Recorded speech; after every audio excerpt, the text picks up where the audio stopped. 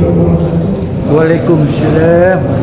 Bismillahirrahmanirrahim. Alhamdulillah nahmaduhu wa nasta'inuhu wa nastaghfiruh wa na'udzu billahi min shururi anfusina wa min sayyiati a'malina. May yahdihillahu fala mudilla lahu wa may yudlil falan tajida lahu waliyyan mursyida. Asyhadu an la ilaha illallah wahdahu la syarika lahu wa asyhadu anna Muhammadan abduhu wa rasuluhu la nabiyya ba'dahu. Allahumma shalli ala Muhammad wa ala ali Muhammad kama shallaita ala Ibrahim wa ala ali Ibrahim wa barik ala Muhammad wa ala ali Muhammad kama barakta ala Ibrahim wa ala ali Ibrahim fil alamin innaka Hamidum Majid. Ma'asyiral muslimin rahimani wa rahimakumullah, usikum wa nasihat bitaqwallahi faqad faza man ittaqaa.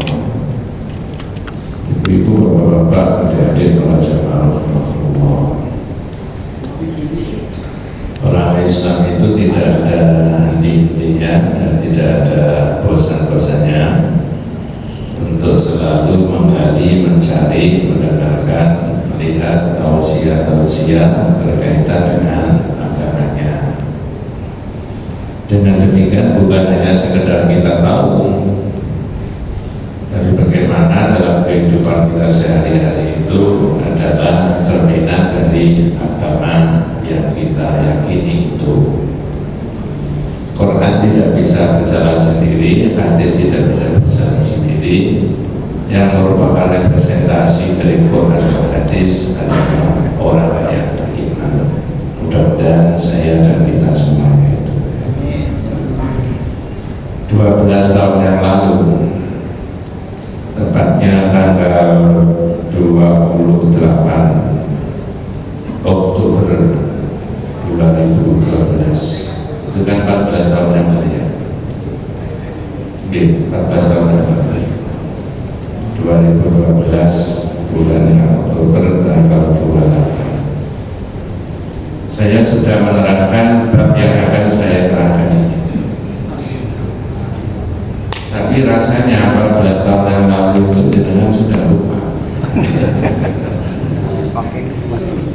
Tapi saya lihat di catatan saya itu ada beberapa modifikasi. Yang dulu mungkin pandangan saya pemahamannya tidak seberapa utuh, tapi karena banyak mendengar, banyak membaca, banyak referensi, kemudian akan lebih utuh, lebih banyak. Mudah-mudahan demikian.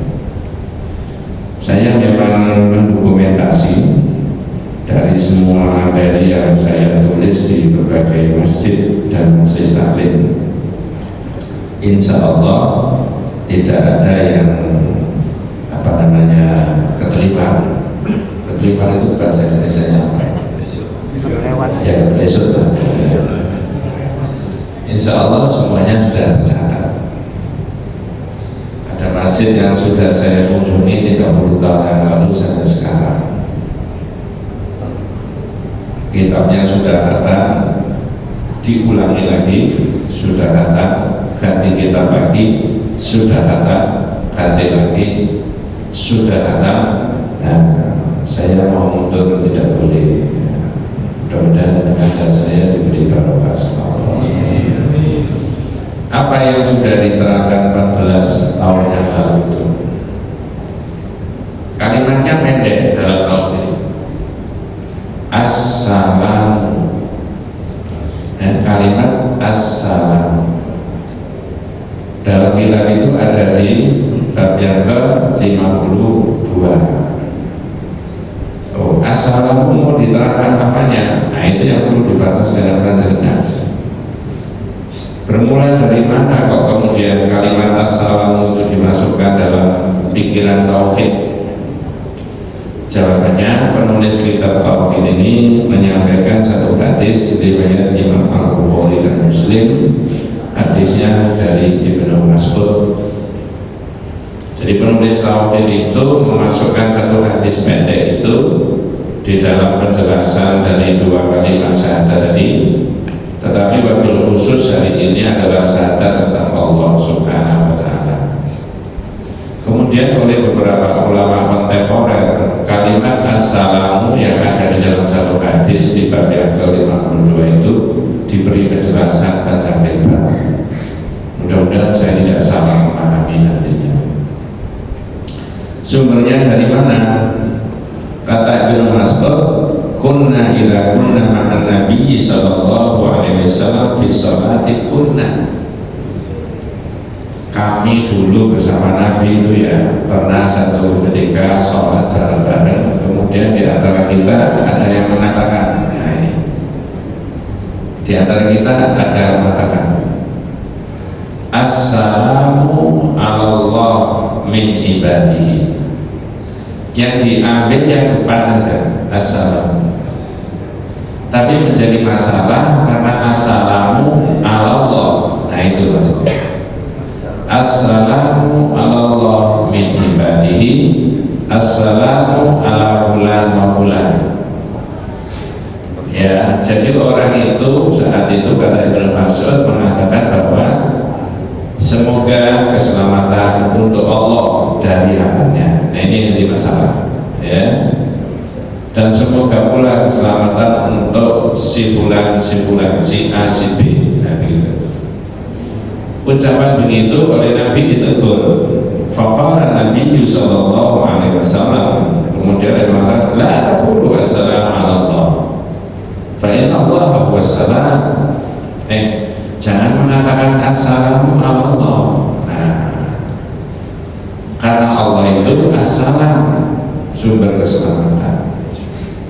Sebenarnya di dalam hadis itu pendek, dalam kitab itu cuma pendek itu. Tapi kalau panjenengan baca Fathul Majid, Al-Qaulul Mufid, ya Taisirul Azizul Hamid, Mulakhas fi Syarhi Kitab Tauhid, ya dan sebagainya, uraiannya menjadi panjang. Nah itu yang perlu dibahas dengan kita semua, sehingga kita dapat ilmu dari kitab itu dari para ulama berdasarkan dilarang. Gimana penjelasannya? Kalimat assalamu lahu iddatu ma'ani. Di dalam kalimat assalamu itu ternyata ditemukan baik di Quran, di hadis, di ucapan dan sebagainya, itu lahu iddatu ma'ani. Ada makna yang berbeda-beda. Nah, ini nanti yang panjenengan bawa pulang ya. Ya. Karena taklim, ngaji, maka yang diperoleh adalah ilmu. Kalau kondangan, iya nanti kayaknya, iya tidak tegang. Pertama adalah at-tahiyah, penghormatan. Makanya disunahkan di dalam agama kita, orang sering menyampaikan apa? Salam. Salam yang bolak-balik disebutkan itu adalah itu namanya tahiyah, penghormatan. Kama qala salamun ala fulan, ya. Semoga keselamatan. Itu maknanya mendoakan, memohonkan kepada Allah. Nah, orang didoakan, dimohonkan kepada Allah itu namanya dihormati.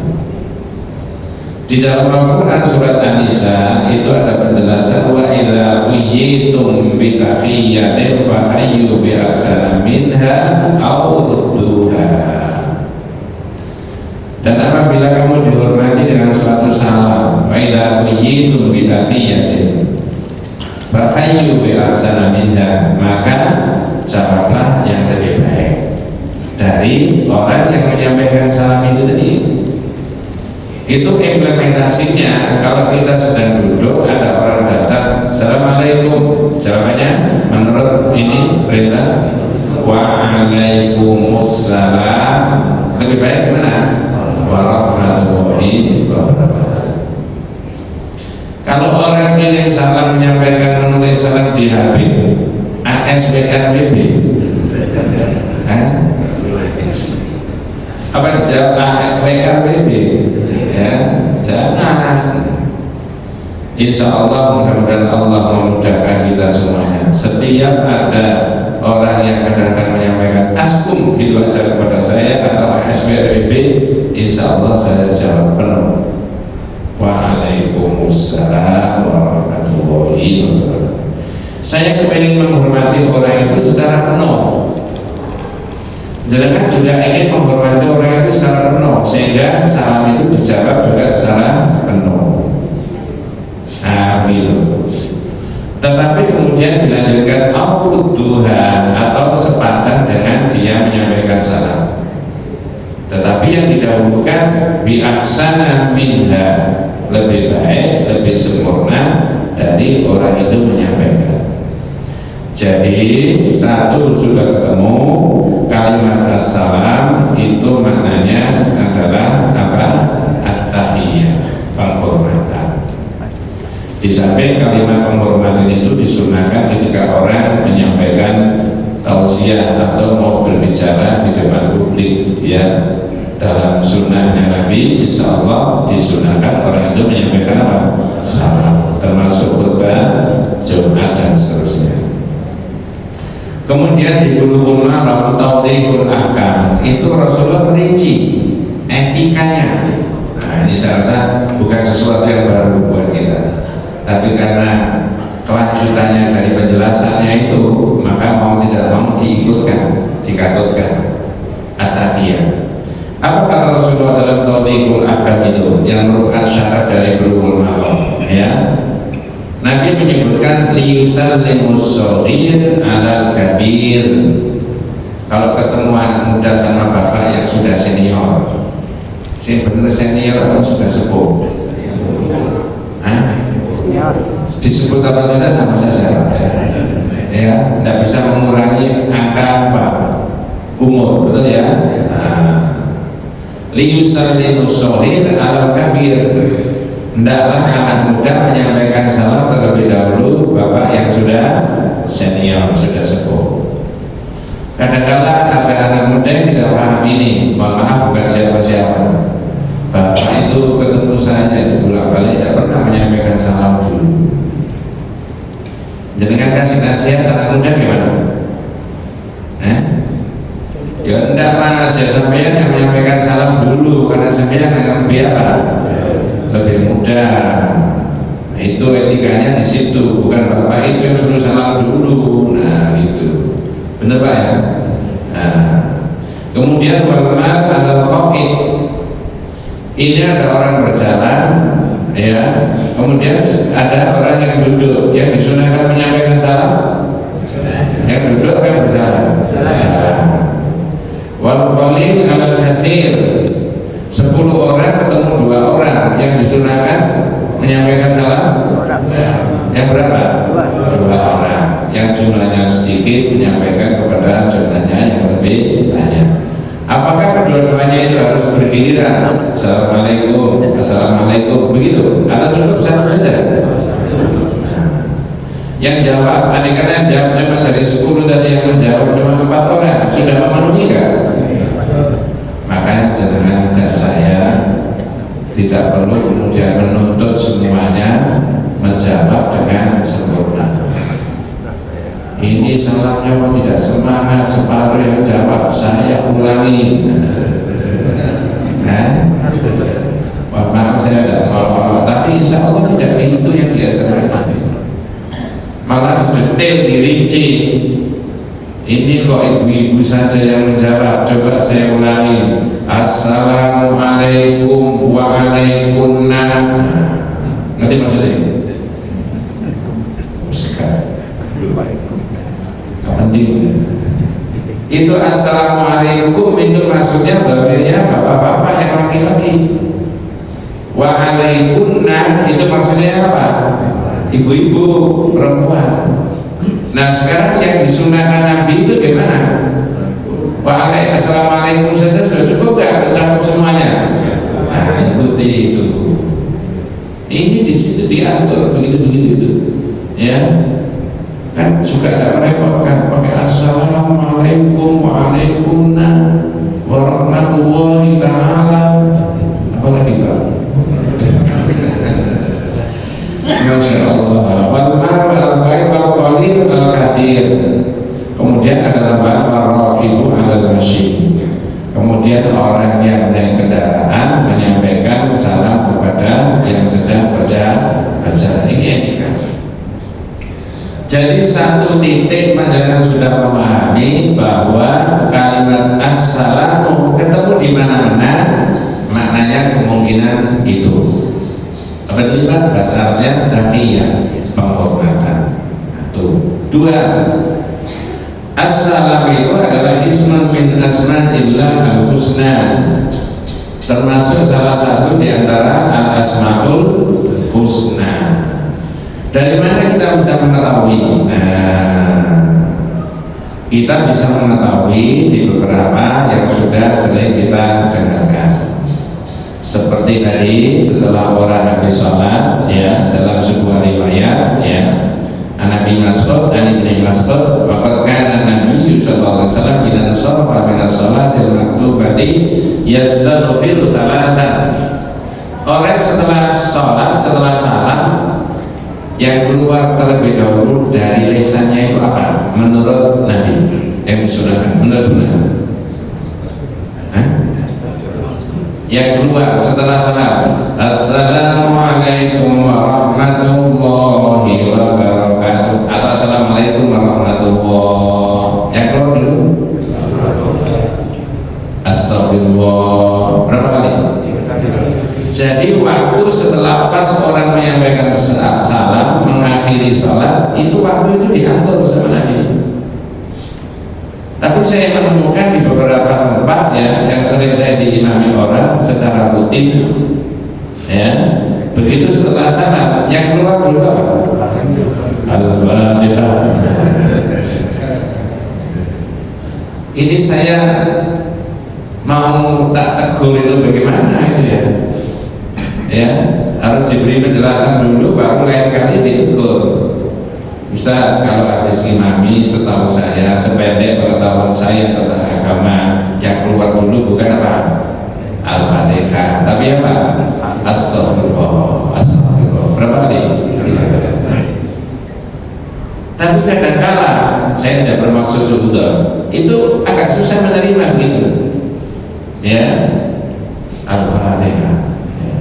Dan saya lihat sendiri, saya dengarkan sendiri, itu tidak ada lafal-lafal subhanallah, subhanallah, subhanallah, alhamdulillah, tidak ada lafal itu. Ya wis, ini urusan orang, bukan urusan kita, ya. Tapi jangan supaya tahu ada versi begitu di masyarakat itu. Padahal waktu setelah salam itu diatur, dipakai apa? Kalau baca apa? Kalau baca apa? Itu ada aturan.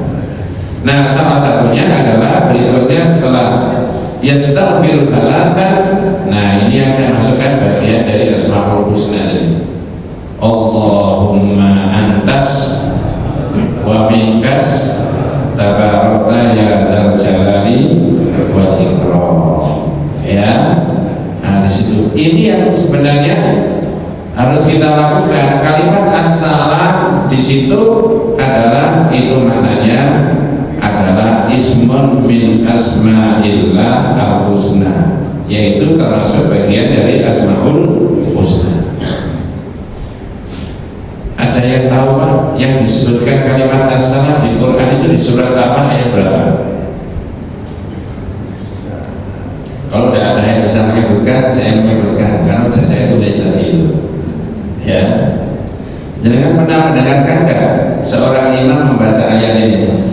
Wallahul ladzi la ilaha illa huwal malikul quddus salamun mu'minun muhaiminul azizul jabbarul mutakabbir. Pernah? Ada asmaul husnanya? Oh, banyak. Ada assalamnya enggak?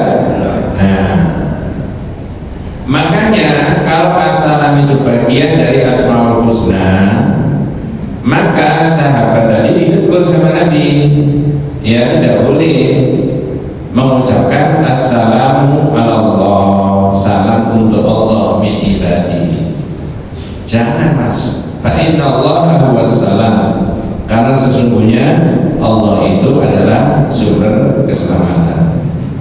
Dalam penjelasannya disebutkan hadis tadi, kunna idza kunna ma'an nabi sallallahu alaihi wasallam kunna, Ibnu Mas'ud tadi, ya, saya bersama Nabi ketika sholat bareng-bareng, kemudian di antara kita mengucapkan tadi, saya ulangi lagi, assalamu alaikum min ibadihi, salam untuk Allah dari hambanya.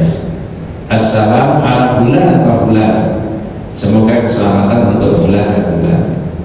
Oleh Nabi tidak boleh la taqulu assalamu ala Allah, jangan menyampaikan salam untuk Allah, fa inna Allah wassalam, karena sesungguhnya Allah itu adalah sumber keselamatan. Maknanya ya, fanahahumun nabiyyu, Nabi mencegah ucapan seperti itu ya, ala dalika wa yubayyinu lahu anna dalika la yaliqu billahi li annahu wassalam, itu tidak pantas kalimat assalam itu disematkan, diberikan kepada Allah, li annahu wassalam wa minhu assalam, dan dari Allah itu adalah sumber apa?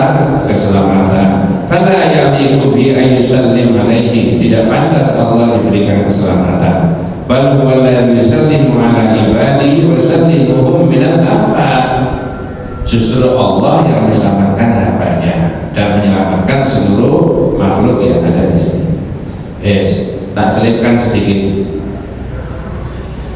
Ada orang nyabrang dari satu pulau ke pulau yang lain. Di tengah lautan ombaknya tinggi, gelombangnya tinggi, anginnya kencang. Kalau dia muslim, berdoa kepada Allah, Pak? Kira-kira gimana doanya?